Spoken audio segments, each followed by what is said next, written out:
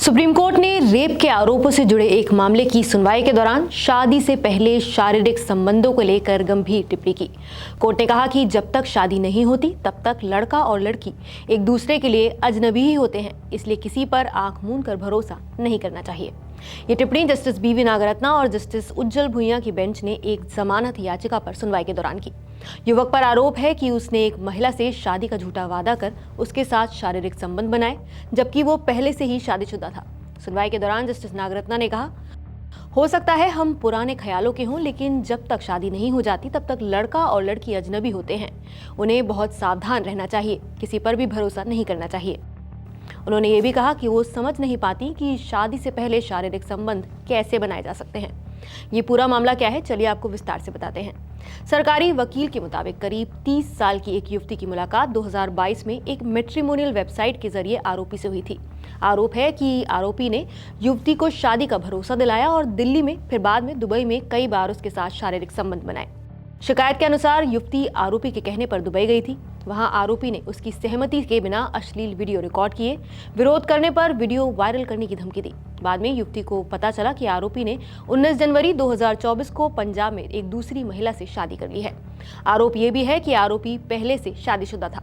इस मामले में ट्रायल कोर्ट और दिल्ली हाई कोर्ट ने आरोपी की जमानत याचिका खारिज कर दी थी। हाई कोर्ट ने कहा था कि आरोपी का शादी का वादा शुरू से ही झूठा था, क्योंकि वो पहले से ही शादीशुदा था। हाई कोर्ट के आदेश से असंतुष्ट होकर आरोपी ने सुप्रीम कोर्ट में अपील की। सुनवाई के दौरान जस्टिस नागरत्ना ने यह भी सवाल उठाया कि युवती शादी से पहले दुबई क्यों गई।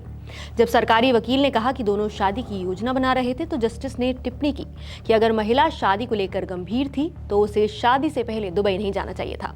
उन्होंने ये भी कहा कि ये ऐसा मामला नहीं लगता जिसमें मुकदमा चलाकर सजा दी जाए, क्योंकि संबंध आपसी सहमति से बने थे। कोर्ट ने आरोपी के वकील से कहा कि वो युवती को मुआवजा देकर मामले को सुलझाने की संभावना तलाशें। साथ ही युवती के वकील से भी समझौते के विकल्प पर विचार करने को कहा गया। मामले की अगली सुनवाई अब बुधवार तक के लिए स्थगित कर दी गई है। गौरतलब है कि 24 नवंबर 2025 को दिए एक फैसले में भी जस्टिस नागरत्ना ने कहा था कि अगर लंबे समय तक सहमति से संबंध रहे हों और बाद में शादी ना हो पाए तो हर ऐसे मामले को रेप नहीं माना जा सकता। उन्होंने ये भी स्पष्ट किया था कि रेप का आरोप तभी बनता है जब संबंध जबरदस्ती, डर, दबाव या फिर बिना सहमति के बनाए गए हों। तो ये मामला एक बार फिर उस कानूनी सवाल को सामने लाता है कि शादी का वादा और सहमति के बीच की रेखा कहाँ खिंचती है।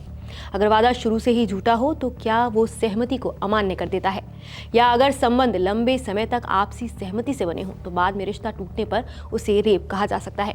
इन सवालों पर अंतिम फैसला अभी बाकी है, लेकिन सुप्रीम कोर्ट की टिप्पणियों ने एक बार फिर सामाजिक व्यवहार, भरोसे और कानून तीनों पर नई बहस छेड़ दी है। आप इस केस और कोर्ट की टिप्पणियों से कितने सहमत हैं, हमें कमेंट करके जरूर बताइए। नमस्कार, मैं हूं मानक गुप्ता।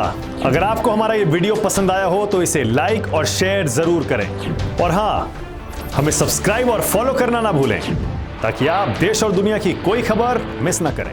तो जुड़े रहिए हमारे साथ और देखते रहिए News 24।